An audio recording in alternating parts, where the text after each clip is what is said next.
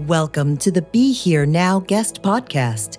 This series features a collection of teachings and conversations centered around mindfulness, spiritual growth, and living a life in balance. Each week, our diverse network of guest teachers and hosts offer up wisdom and practices from a different spiritual path and perspective. If you would like to support this podcast, please visit BeHereNowNetwork.com/donate.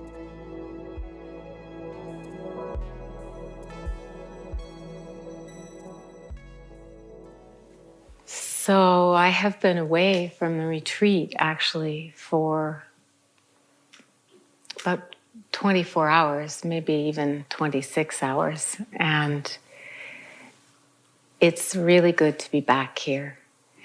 And I was thinking on my way back how some of you would probably give anything to have traded places with me. You know, I could stop and get a snack, I could get junk food, I could get coffee, whatever, fantasy you might have about how great it is out there after being here. But let me tell you, there is nothing out there that is better than being right here. And I've been there, so I can tell you for sure. I was in the retreat, and I left the retreat, and I came back. And this is going to be a talk about mindfulness. And a few years ago, I had a student, it was her first retreat, and she was practicing mindfulness, but she wasn't getting too much traction in her practice. You know, it really wasn't connecting so much for her. And she was pretty restless, and she wasn't used to being away from her husband. And so at night, she was extremely homesick for him. And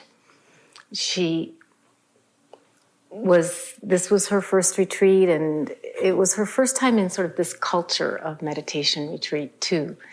So the food was very different for her and everything. And we would have our interviews, and she was reporting these struggles. And I remember giving her this advice and try that and, move your practice this way.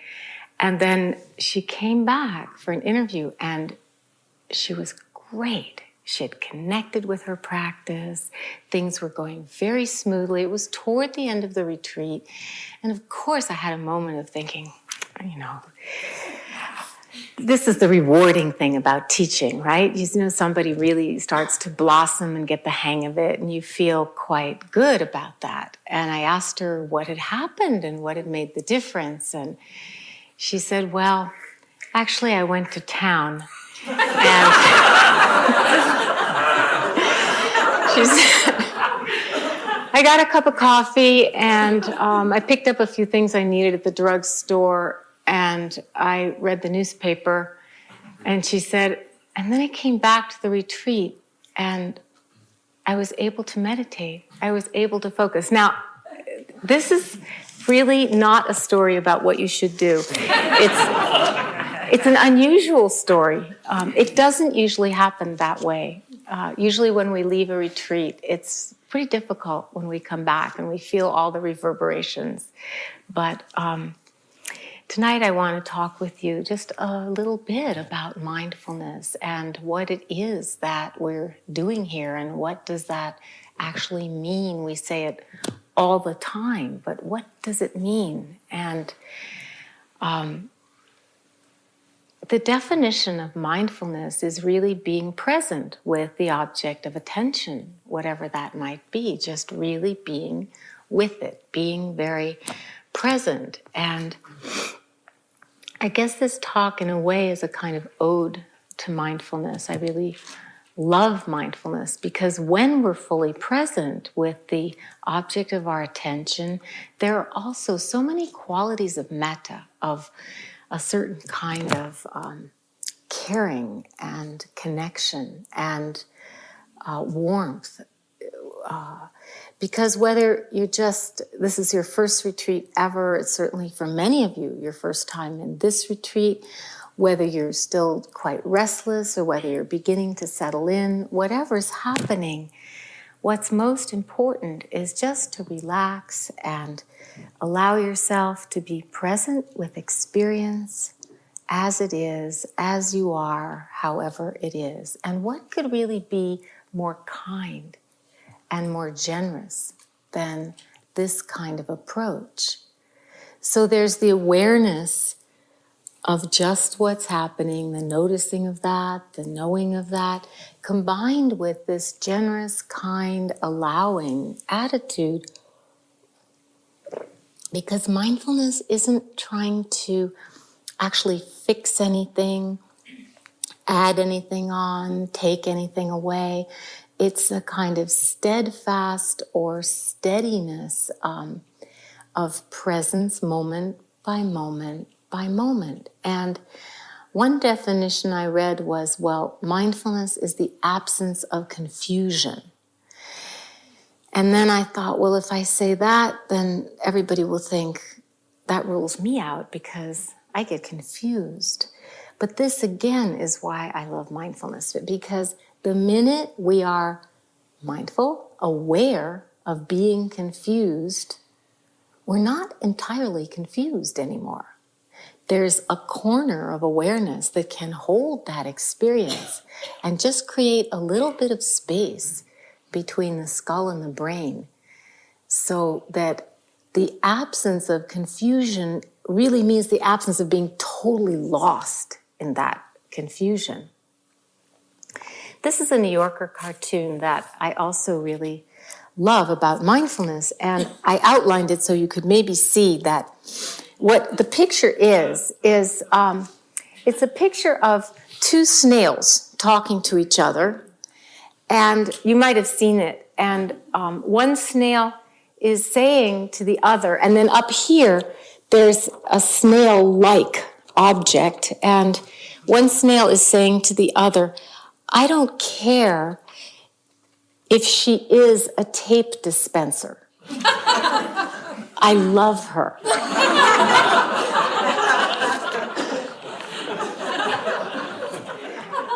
So mindfulness helps us recognize what's actually there.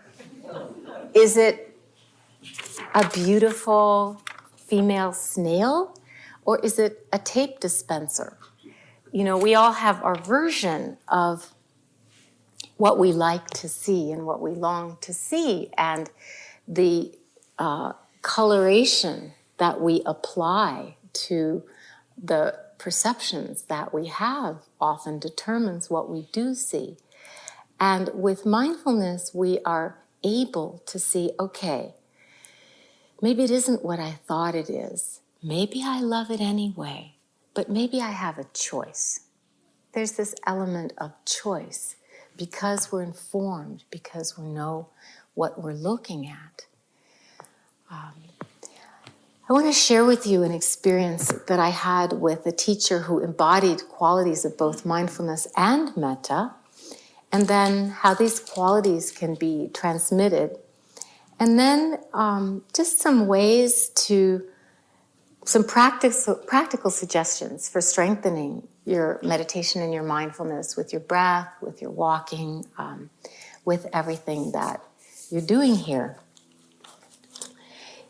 So the story is actually a story of a teacher who, it started when I was at a concert, and this was in Hawaii, and it was my first time visiting a friend who lived on Kauai, and my first time there.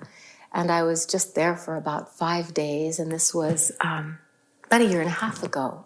I was there for a workshop conference, and I said, well, there everybody surfs, and very much like where I live in Southern California, unlike where I spent most of my life in Boston, most people surf. And I said, well, you know, I'm over 60. I mean, I'm too old to surf. I'm not going to learn how to surf. And somebody at the table, the son of a friend of mine, said, oh, you're not too old to surf. You're going to learn to surf. And he was this big, hulking surfer dude. And I could see that he meant it. And it didn't actually make me happy. I wasn't really that eager to learn how to surf, to tell you the truth. But he gave up his own surfing time after work the next day. And we were to meet at this certain place. And my friend was all excited because she's a surfer. And there wasn't really a way out of it, it didn't seem. So I went there, and there he was with this gigantic surfboard. I mean, it probably wasn't, but it looked, practically up to the ceiling from here.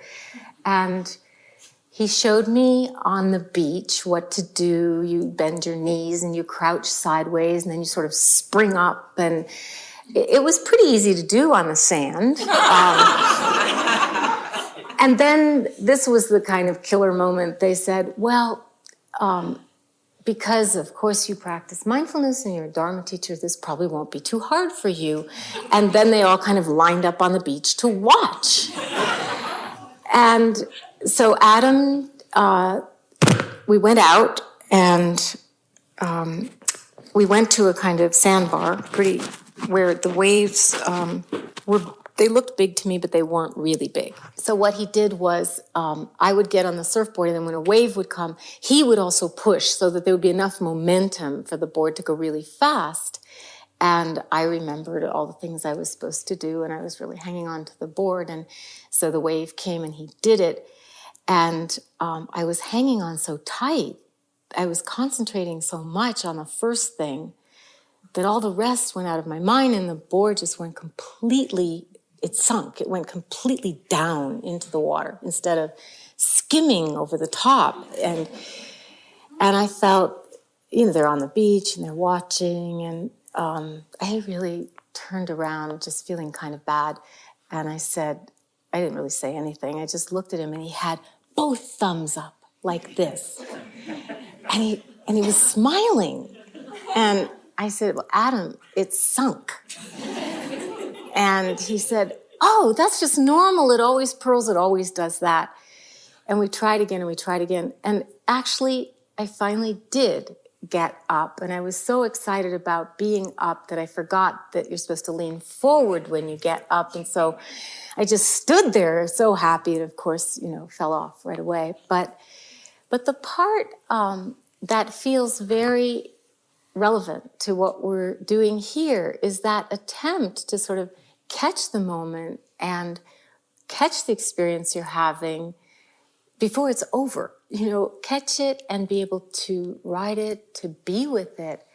And also, if any of you came to me and said to me something like, well, I brought my attention to the present moment, but then these thoughts came and completely distracted me, and I just got lost, completely forgot.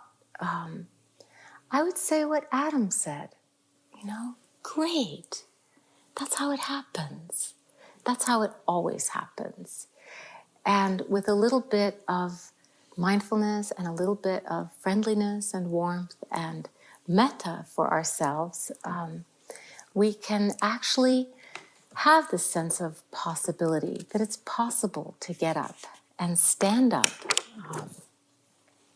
and connect with the moment, the footsteps, being with, staying with, the movement, the flow of the breath, the sensations in the body, the sounds that we're hearing, this particular breath, this particular step, this particular moment of eternity, revealing all kinds of truths of life.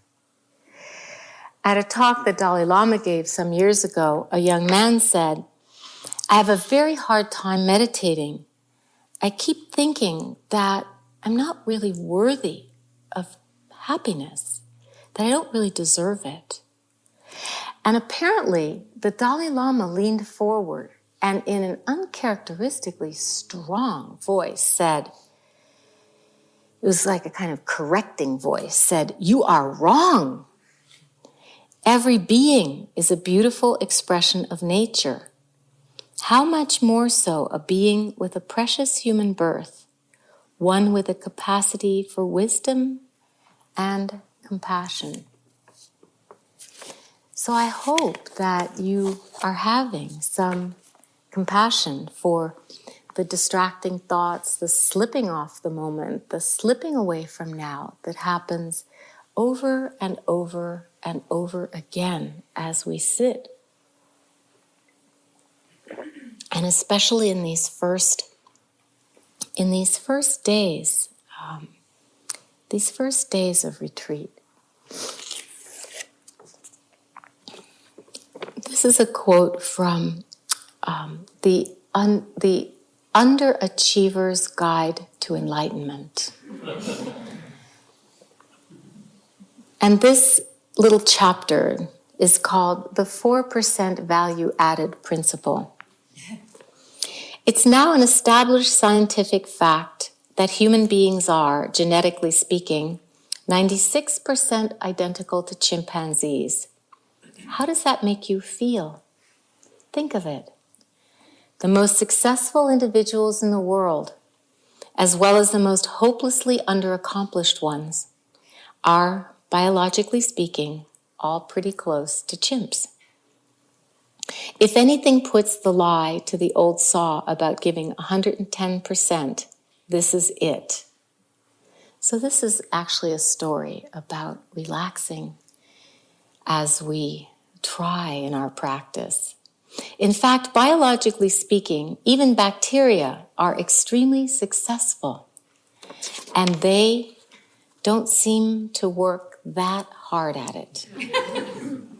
This point may be a case of science misapplied, but it seems to fit. Being alive at all is by far your greatest achievement. And as we are sitting and walking and staying close to the body during these hours of practice that you've been having and that I'm so happy to return to appreciate the simple fact of being alive, to appreciate the simple beingness. In so many ways, this is really enough. From David White, enough. These few words are enough. If not these words, this breath. If not this breath, this sitting here. This opening to the life we have refused again and again until now.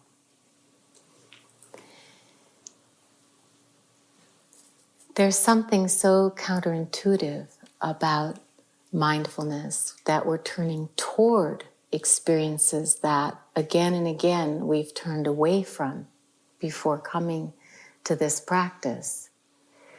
And that by turning toward the experience, we can begin to recognize it for what it is.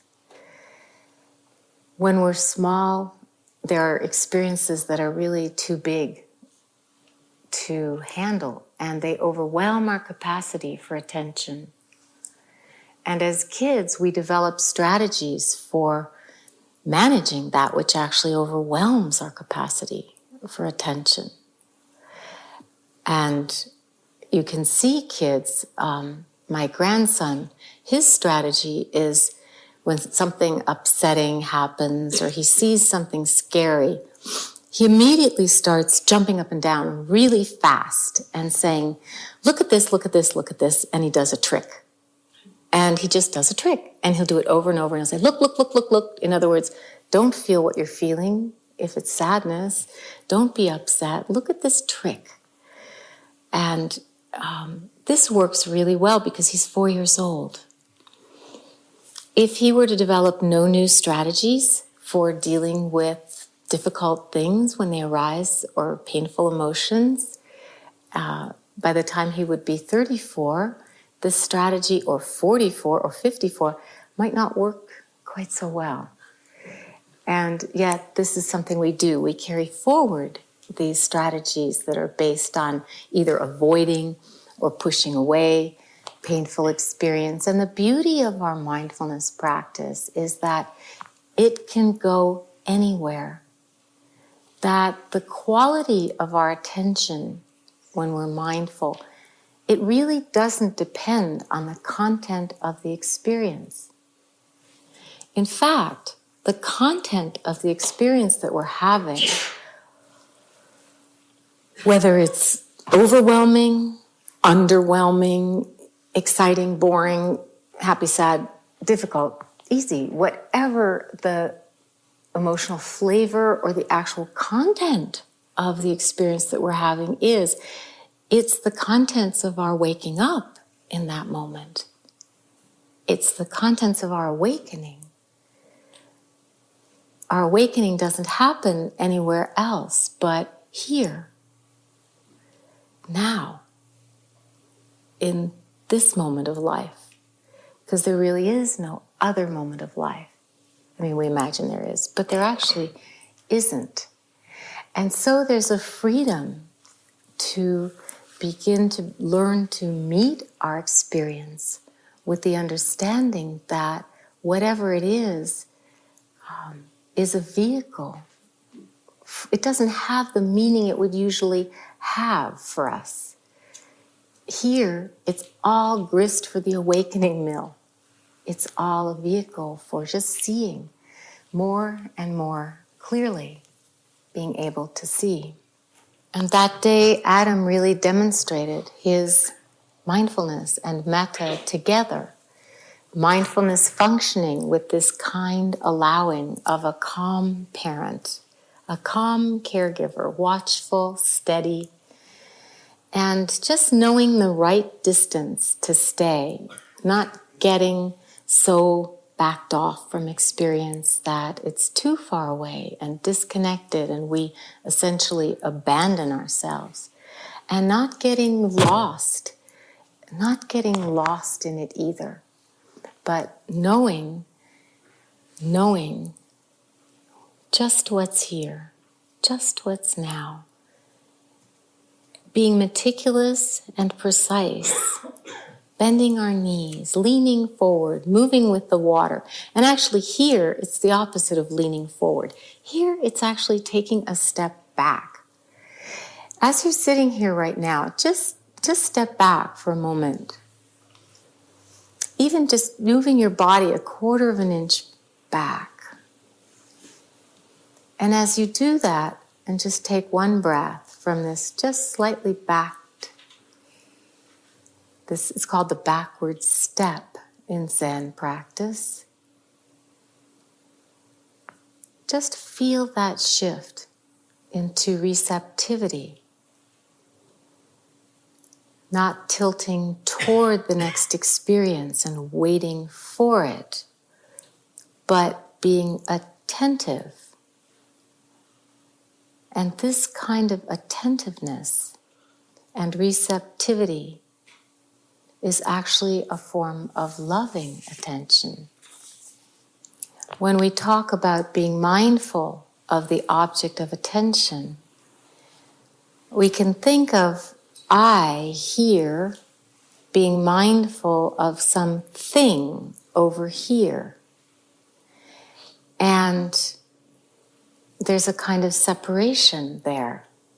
And that separation is the space of observation, of knowing what's happening, but it doesn't have to be so dualistic.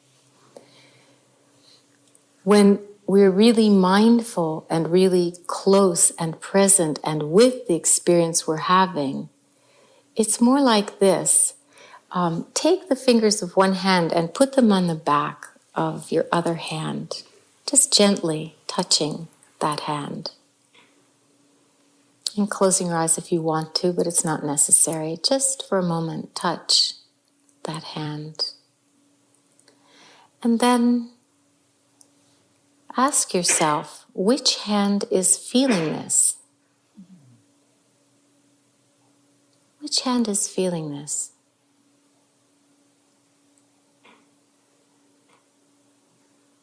Where is the sensation located?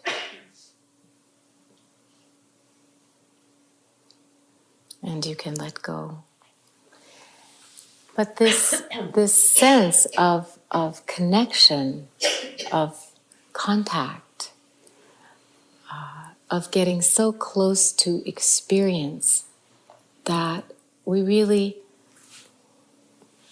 don't think, well, there's the I over here and the rug over there.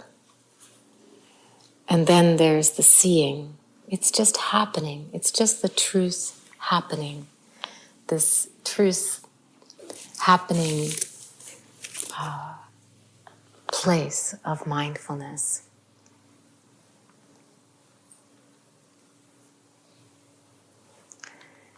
I said that I would offer you a practical suggestion of how to bring yourself back and become more mindful in your sitting and walking in your life here. And this is a suggestion that comes from the Zen tradition, and it comes in the form of a kind of koan, but I've found it so helpful in my practice, and I want to share it with you. It's the story of a Zen master named Zuigan. And he lived in a monastery, and just as you're spending your days practicing awareness here, that's what he did, but it was his whole life. I mean, if you think this is a challenging practice to do in one day, imagine spending your whole life doing it. Well, he had decided to offer his whole life to this. And he was living in the monastery. And this was his practice. He would call out to himself as he was working in the garden or doing his whatever work meditation job he was involved in, or maybe walking someplace or sweeping. He would call out to himself. He would just call to himself and say, Zuigan. And you can call to yourself, Trudy. And then he would answer himself and he would say, yes, yes. And then he would ask himself a question and he would say, are you here? He would just ask himself, are you here? Trudy, are you here? Earth to Trudy, are you here? You can ask yourself this question. Yes, I'm here. I don't feel as fully here maybe as if I'd been here all day, but I'm here. I'm really here. And then he gave himself a piece of advice. He said, do not be deceived by others. And that's, of course, the mysterious part. What did he mean by that? Don't be deceived by others. Well, you can find your own meaning for this. I'll give you one or two so you don't feel like it's frustrating or you're going away empty-handed. But you can ask yourself this question. Call to yourself just in the course of going around and answer yourself. And don't abandon yourself. Stay with yourself and ask yourself, am I here? And what is the quality of my here-ness? You know, it's actually easier to be here in the midst of difficult or painful experience than easy experience. There's something that grabs our attention with that. And when he said, do not be deceived by others, I think he was talking about that way that we have of making an object of experience or making an object of ourselves and separating somehow from experience and imagining that it's all out there. Reality is out there somewhere.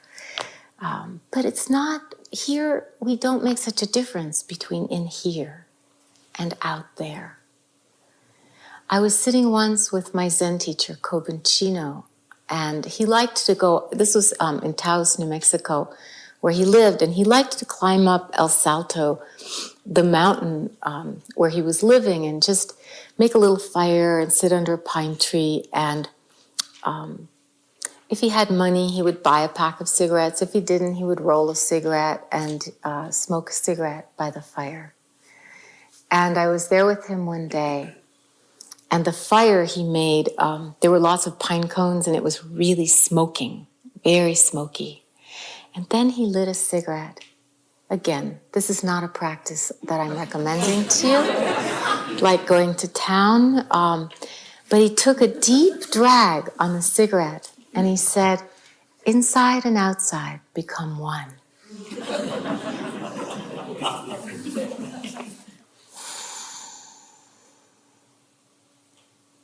This is from Wendell Berry. It's called The Real Work. It may be that when we no longer know what to do, we've come to our real work.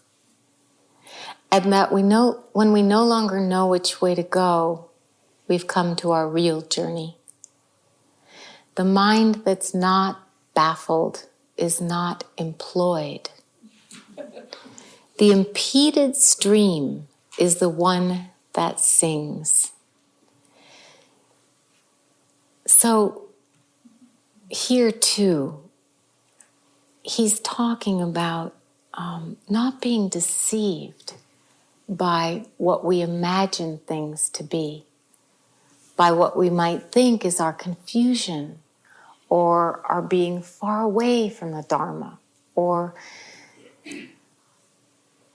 being no good at this, or whatever kinds of thoughts and stories might be from time to time tormenting you with doubts. And Wes is going to talk more about this tomorrow night, but that sense of really not knowing, not being so sure anymore why you came to the retreat, what you're doing here, what the practice is, that moment of really acknowledging that it's maybe not what you thought it would be, whatever it is, that we've come to our real journey.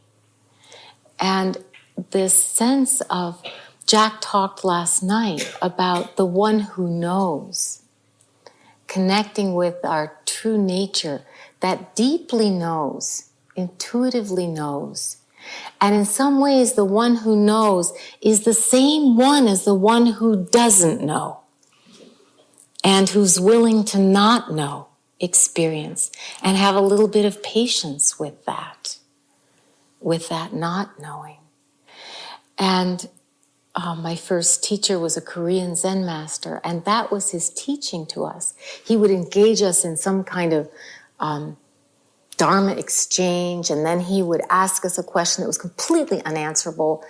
And no matter how well you held your own, and I really watched Jack engage with him in those early days, and he would hold his own for a long time.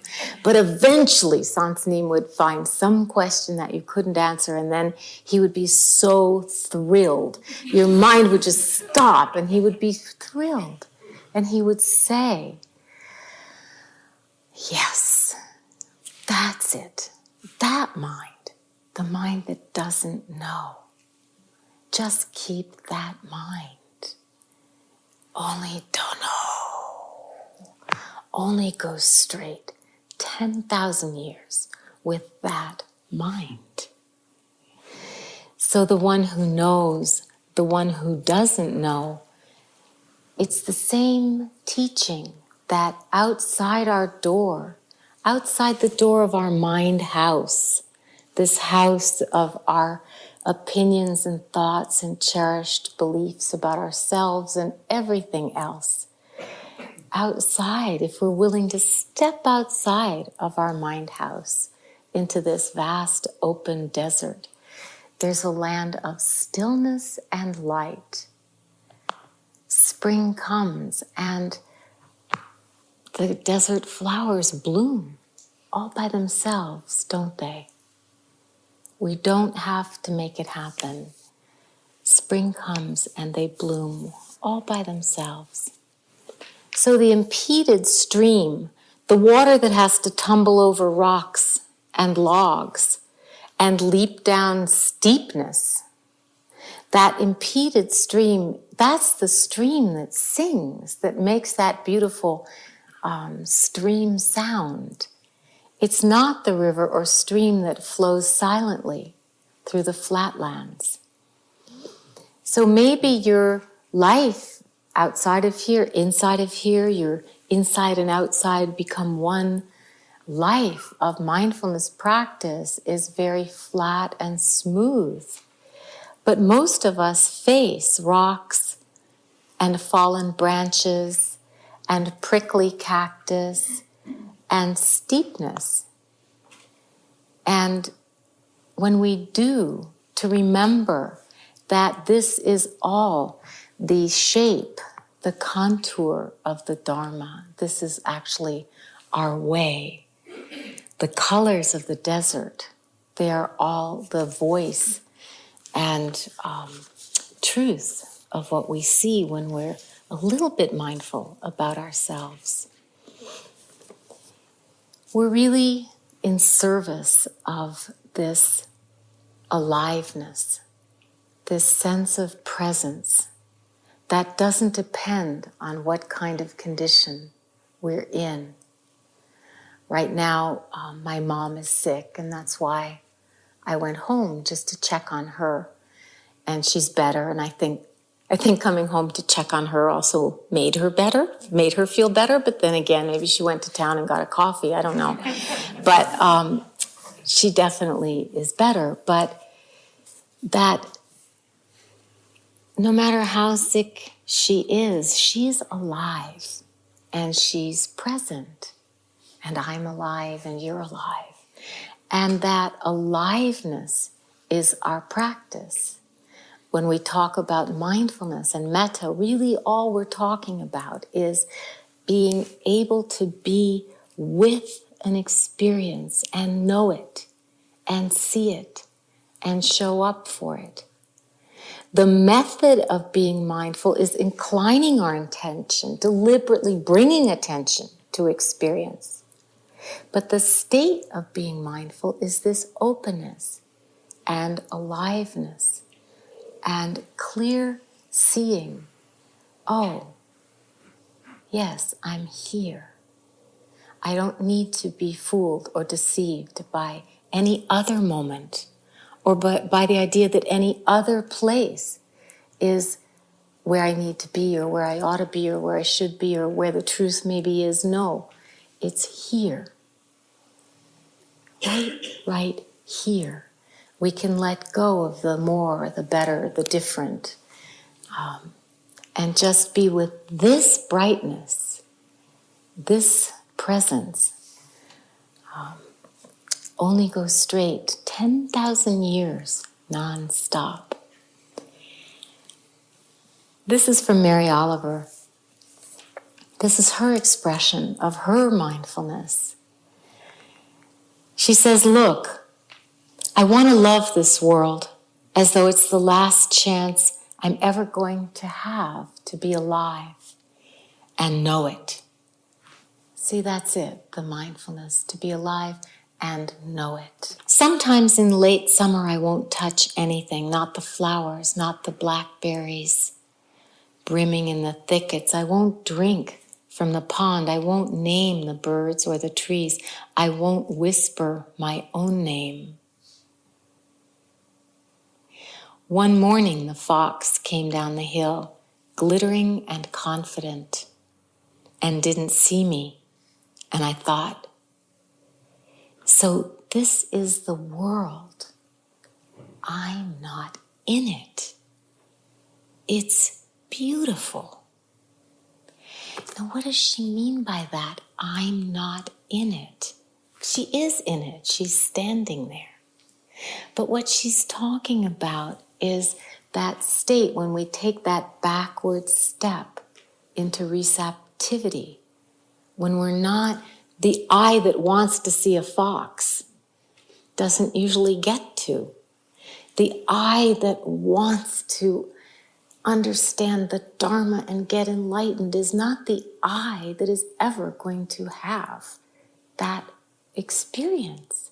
The eye that goes out determined to find the desert tortoise usually doesn't see it. Or a friend of mine said that he had found a lot of turquoise stones out here. So I went out, well, if he can find turquoise stones, I can too. But I didn't find even one. And when she says, sometimes I won't touch anything, just that sense of things are so perfect. I don't need to adjust them one tiny bit. Mindfulness is a non-interfering presence, allowing it to be so in this great openness, willingness of mind and heart. Easy to say when it's blackberries brimming in the thicket or cacti blooming in the spring. A little harder to say when we've actually run into one and it hurts. And there is something powerful about naming what's happening, sometimes making a light note of it. When we name our demons, remember the story of Rumpelstiltskin? Do you remember she was supposed to spin all this straw into gold? I think it was either to save her father's life or avoid marrying some grizzled old king, and she was really young. I don't remember exactly. You might remember, but in any case, she said she could spin straw into gold, and then was put into a room with bales and bales of straw and a spinning wheel. And she didn't know how to do it.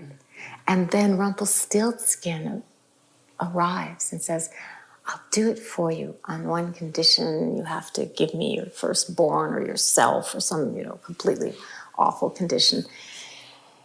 Anyway, he said, unless you can guess my name. And finally, through the goodness of some creature, because it was such a strange name, she's told the name. And she's able to name him. And do you remember, of course, he gets so frustrated, he just disappears through the floor and vanishes. So sometimes it helps to name, just a light mental note, to name what we're seeing. But we also know that stillness that she's talking about, where we don't want to call out to ourselves or even whisper our own name. So sometimes to just be so still, and other times to call ourselves into presence and just be here.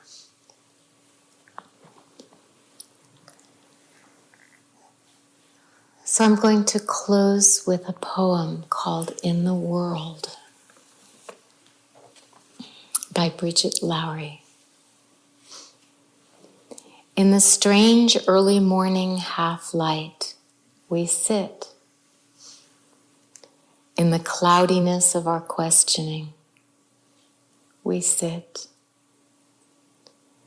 In our madness and our clarity, we sit.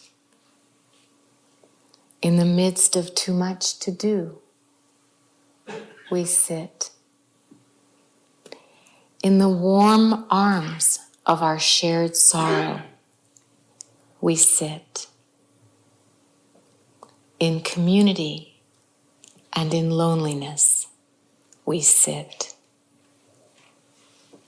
In sweet exhaustion, we sit. In the blazing energy of being alive, we sit. Here, with the singing of coyotes, we sit. Here, with the sound of the hummingbirds and the insects. Here, with the rippling of the breezes and the desert grasses. Here, with the cobwebs and the clouds. And the dusty road upon us. Us in the sound, and the sound in us. Us in the world, and the world in us. We sit. So let's just sit for a minute.